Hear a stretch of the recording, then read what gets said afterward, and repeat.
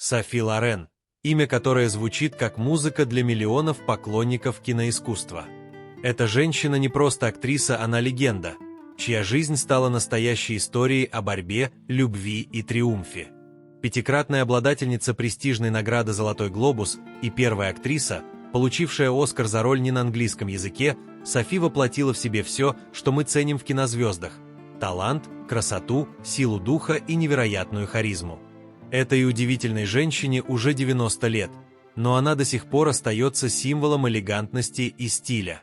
Как ей это удается? И как начинался ее путь к славе? Детство Софи было далеко от роскоши и гламура. Родилась она в 1934 году в небольшом городке недалеко от Неаполя. Ее настоящее имя – София Лани Шу Колони. Мать будущей звезды была простой женщиной, а отец так и вовсе не признал ребенка. Несмотря на трудное детство, маленькая София мечтала о большом будущем. Она часто представляла себя на сцене или экране, и эта мечта гнала ее вперед, даже когда казалось, что пути назад нет. Первый шаг к славе Софи сделала в 15 лет, когда приняла участие в конкурсе красоты. Хотя тогда она не победила, но ее заметили. Именно на одном из таких конкурсов судьба свела ее с человеком, который навсегда изменил ее жизнь, Карло Понти. Он был успешным продюсером и режиссером, и хотя их встреча произошла, когда Софи было всего 16, а ему почти 40, между ними сразу возникла особая связь. Карло Понти не просто влюбился в юную красавицу, он увидел в ней потенциал, который мог бы изменить мир кино. Однажды, когда Софи пришла на просмотр, ей сказали, что для роли ей нужно похудеть и сделать пластическую операцию на нос. Обидевшись на такие требования, она просто ушла. Но Понти вернул ее, предложив роль в своем новом проекте под названием «Анна». Это решение стало поворотным моментом в ее карьере. Понти стал для Софи не только любовью всей ее жизни, но и наставником. Он научил ее всему – от искусства грима и причесок до любви к классической музыке и даже тому, как грациозно двигаться перед камерой. Без него, возможно, мир никогда бы не узнал ту самую Софи Лорен, которую мы знаем и любим. История любви Софи Лорен и Карло Понти – это не просто красивая сказка о встрече двух сердец. Это драматичная история борьбы за счастье, полная испытаний, общественного осуждения и личных жертв. Их роман начался, когда Софи было всего 16, а Карло уже приближался к 40 годам. В тот момент мало кто мог представить, что их отношения перерастут в одну из самых прочных и преданных пар в истории шоу-бизнеса. Впервые они встретились на одном из кастингов. Софи тогда была юной, неопытной девушкой, которая только начинала свой путь в киноиндустрии. Карло же был уже известным продюсером с безупречной репутацией и успешной карьерой. Но именно ее естественная красота, энергия и внутренняя сила заставили его обратить внимание на эту молодую актрису. По словам самого Понти, он был поражен ее очень интересными чертами лица, но больше всего его покорила ее харизма. Сначала их отношения были чисто профессиональными. Понти стал для Софи наставником, помогая ей развивать актерское мастерство, учить ее искусству макияжа, выбору одежды и даже тому, как двигаться перед камерой. Однако постепенно между ними возникло нечто большее. Софи, будучи молодой и романтичной, быстро поняла, что влюблена в этого опытного и уверенного мужчину. Но их путь к счастью был усеян множеством препятствий. Карло Понти на тот момент был женатым человеком и отцом двоих детей. Его брак уже давно стал формальностью, но развод в католической Италии тех лет был практически невозможен. Когда их роман стал достоянием общественности, Софи подверглась жесткой критике. Ее называли любовницей режиссера и обвиняли в разрушении семьи Понти. Для молодой актрисы это было невероятно тяжело. Она чувствовала себя униженной, но ее любовь к Карло была сильнее всех слухов и осуждений. Понти тоже не мог игнорировать свои чувства. Он понимал, что Софи – это не просто очередная влюбленная девушка, а человек, с которым он хочет провести всю свою жизнь. Однако развод был делом непростым. Чтобы официально оформить свои отношения, пара была вынуждена уехать в Мексику, где разводы были легальными. Там они поженились в 1952 году. Но даже после этого их проблемы не закончились. Ватикан, главный центр католической церкви, обвинил Понти в двоеженстве, а Софи объявили его сожительницей. Это стало настоящим ударом для обоих. Чтобы избежать дальнейших преследований, пара решила покинуть Италию и переехать во Францию. Там они получили гражданство, что позволило им наконец-то жить спокойно. Эти годы стали для них временем испытаний, но также и временем укрепления их любви. Они доказали всем, что готовы бороться за свое счастье, невзирая ни на какие преграды. Их союз стал символом преданности и верности. Особенно трогательным является тот факт, что Карло Понти всегда поддерживал Софи в ее карьере. Именно он сыграл ключевую роль в ее становлении как актрисы мирового уровня. Он верил в нее, когда другие сомневались, и помогал ей преодолевать трудности. Со своей стороны, Софи никогда не забывала о том, что он сделал для нее. Она часто говорила, что Карло был не просто ее мужем, но и ее учителем, другом и главной опорой в жизни. Их брак продлился 54 года, и за это время они ни разу не расстались. Даже когда здоровье Понти стало ухудшаться, Софи оставалась рядом с ним, заботясь о нем до последних дней. После его смерти в 2007 году она призналась, что потеряла не просто мужа, а человека, который был смыслом всей ее жизни. История их любви – это пример того, что настоящие чувства способны преодолеть любые преграды. Карло и Софи показали миру, что любовь может быть не только страстью, но и глубокой, преданной связью, которая длится всю жизнь. Их роман остается одной из самых вдохновляющих историй в мире шоу-бизнеса, напоминая нам, что иногда ради счастья нужно бороться, даже если весь мир против тебя. Карьера Софи Лорен началась с небольших, но ярких ролей, которые постепенно привлекли внимание кинематографистов. Однако именно благодаря таланту, упорству и неоценимой поддержке Карло Понти она превратилась из начинающей актрисы в настоящую звезду международного масштаба. Ее путь к вершинам киноискусства был усыпан трудностями, но каждый шаг был продиктован ее невероятной целеустремленностью. Одним из ключевых моментов ее триумфа стал фильм «Через полвека» или «Подсолнухи», вышедший в свет в 1969 году. Этот мелодраматический шедевр стал настоящим прорывом для Софи не только в профессиональном плане, но и в сердцах миллионов зрителей, особенно в Советском Союзе. Режиссер фильма, легендарный Витторио де Сика, создал картину, которая затрагивала темы войны, разлуки и надежды на воссоединение. Изначально планировалось снимать фильм в холодной Сибири, чтобы максимально приблизить локации к суровому климату России. Однако в итоге выбор пал на Украину, где живописные пейзажи и бескрайние просторы с золотыми подсолнухами создавали символическую параллель с главной темой фильма – поиском света в темные времена. Украинские пейзажи стали идеальным фоном для этой истории, наполненной драматизмом и глубокими эмоциями. Кстати, интересно, что когда Софи узнала о предполагаемых съемках в холодном климате, она решила подстраховаться и прихватила с собой целых 5 меховых шуб. Эта деталь стала символом ее практичности и чувства юмора.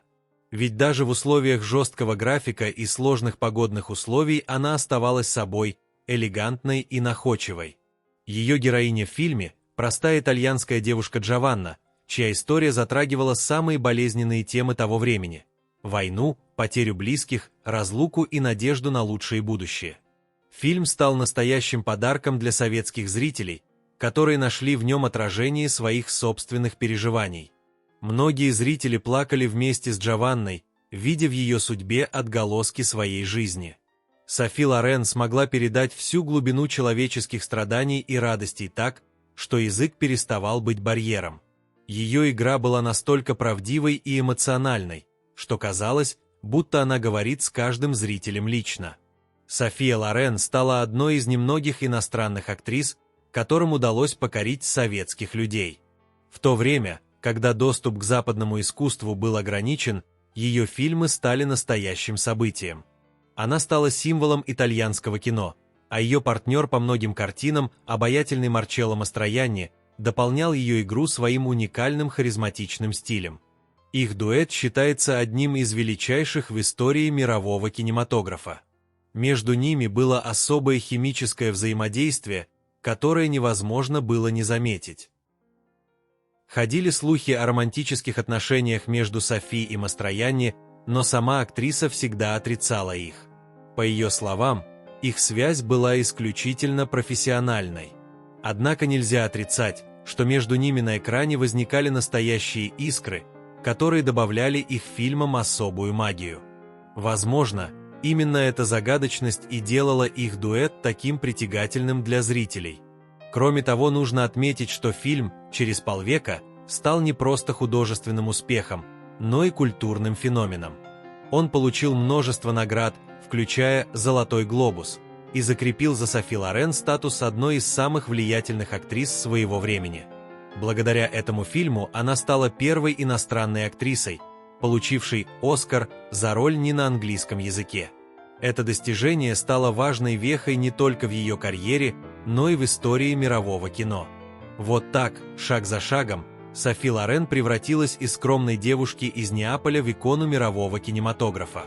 Ее образы продолжают вдохновлять миллионы людей, а ее фильмы остаются эталоном актерского мастерства и эмоциональной глубины. Для Софи Лорен материнство стало одной из самых важных и значимых граней ее жизни. Однако путь к этому счастью был тернистым и полным испытаний. В течение многих лет актриса страдала от бесплодия, вызванного серьезным гормональным дисбалансом. Это состояние не только физически изматывало ее, но и эмоционально опустошало. Она проходила лечение в лучших клиниках мира, от Парижа до Лос-Анджелеса, но врачи часто говорили, что шансы на беременность крайне малы. Несмотря на это, Софи не сдавалась. Ее вера в то, что она сможет стать матерью, была непоколебимой. И вот в 34 года случилось то, чего никто уже не ожидал. Она узнала, что станет матерью. Это событие стало для нее настоящим чудом. Сама Софи позже признавалась, что рождение сына стало одним из самых счастливых моментов ее жизни. Она всегда мечтала о семье, и теперь эта мечта наконец-то воплотилась в реальность. Карло Понти-младший – музыкальный талант семьи. Первенец Софи и Карло Понти, Карло Понти-младший, появился на свет в Женеве в декабре 1968 года. С самого детства он рос окруженным искусством благодаря своим знаменитым родителям. Однако, в отличие от своего отца, который посвятил жизнь киноиндустрии, Карло выбрал музыку.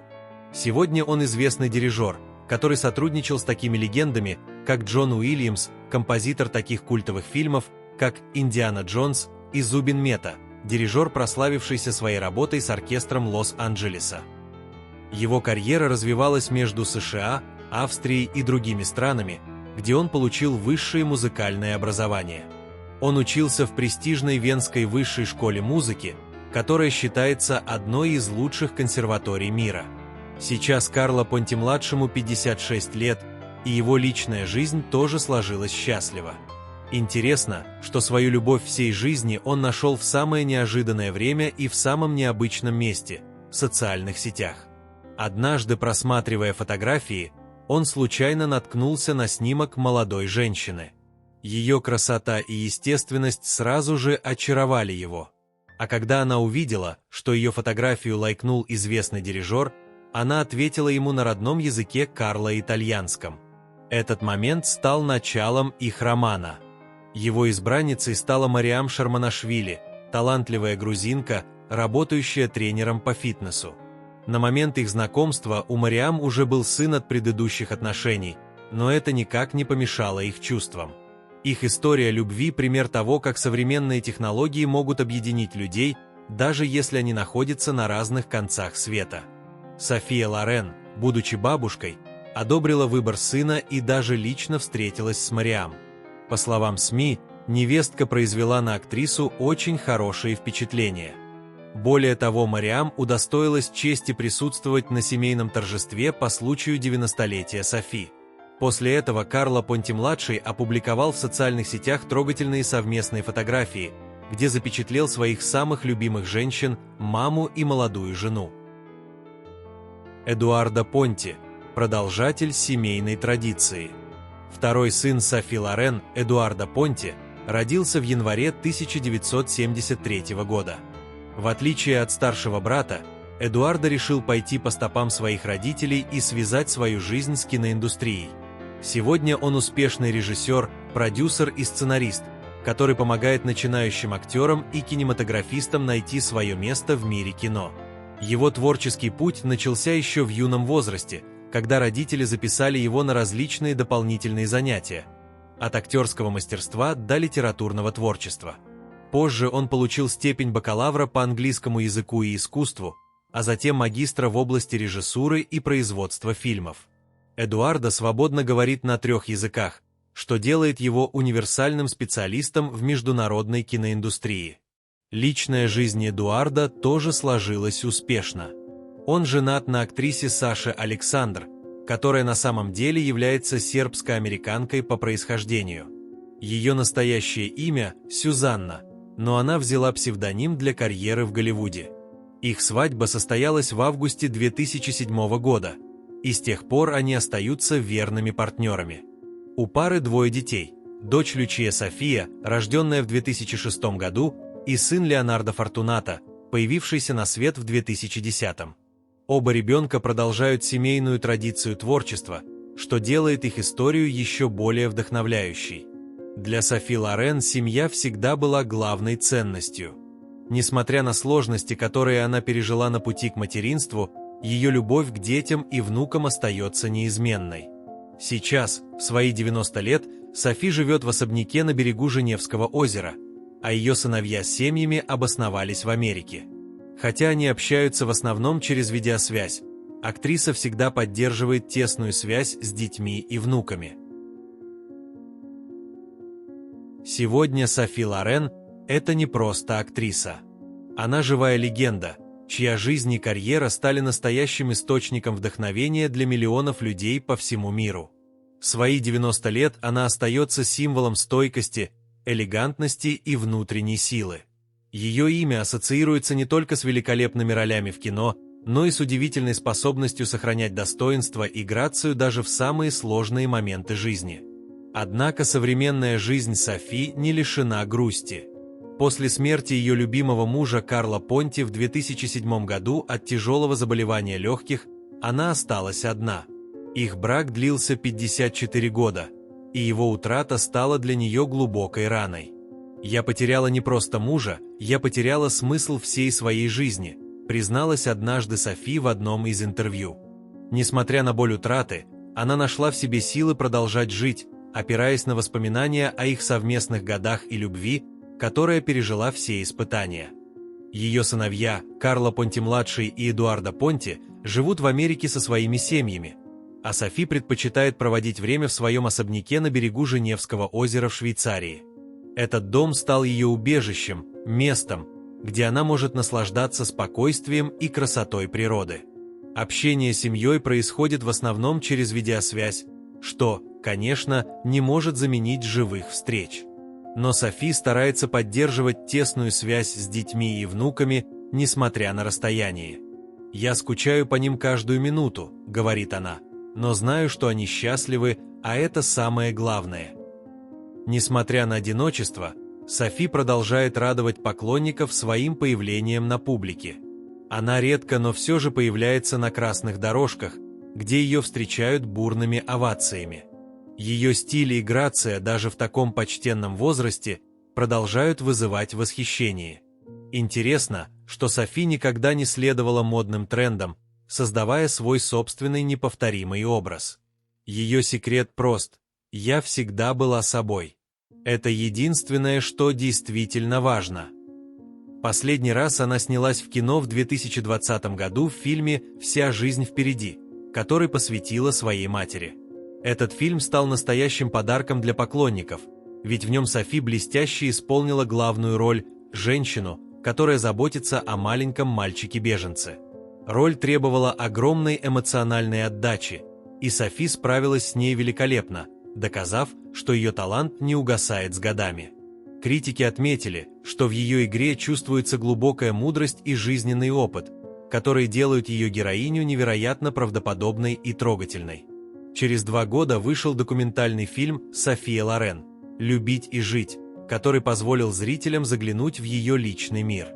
В картине использованы редкие кадры из ее жизни, интервью с коллегами, друзьями и семьей, а также архивные материалы, которые раньше мало кто видел. Фильм стал своего рода данью уважения великой актрисе, которая не только оставила след в истории кино, но и стала символом женской силы, независимости и стойкости. Особенно трогательным моментом в документальном фильме стало ее признание: «Я всегда верила, что женщина должна быть сильной. Жизнь не всегда справедлива, но мы можем найти в себе силы двигаться вперед». Эти слова стали настоящим кредо ее жизни. История Софи Лорен – это история о том, как можно преодолеть любые преграды, если верить в себя и свои мечты. Она родилась в бедности, пережила унижение, осуждение общества и личные трагедии, но ни разу не позволила этим трудностям сломить ее.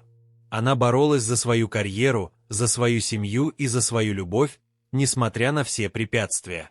София Лорен учит нас тому, что успех – это не только талант, но и труд, терпение и вера в лучшее. Она показала, что женщина может быть одновременно матерью, женою, профессионалом и иконой стиля. Ее жизнь – это пример того, как можно остаться человеком, несмотря на славу и богатство.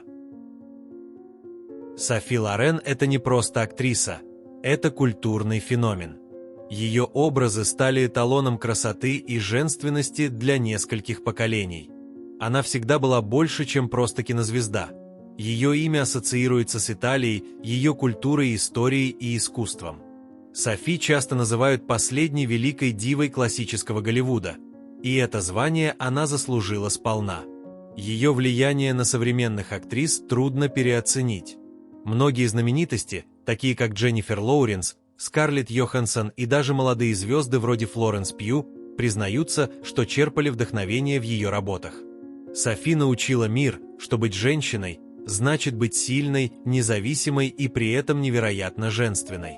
Ее стиль – это сочетание простоты и роскоши, которое до сих пор вдохновляет дизайнеров и модниц по всему миру. Особое место в ее наследии занимает ее роль в популяризации итальянского кино за пределами страны. Благодаря ее работе с режиссером Витторио де Сика, фильмы, рассказывающие о простых людях и их сложных судьбах, стали известны во всем мире. Ее героини – это женщины, которые борются, страдают, но никогда не сдаются. Именно эта черта сделала ее персонажей настолько близкими и понятными зрителям, независимо от того, где они живут.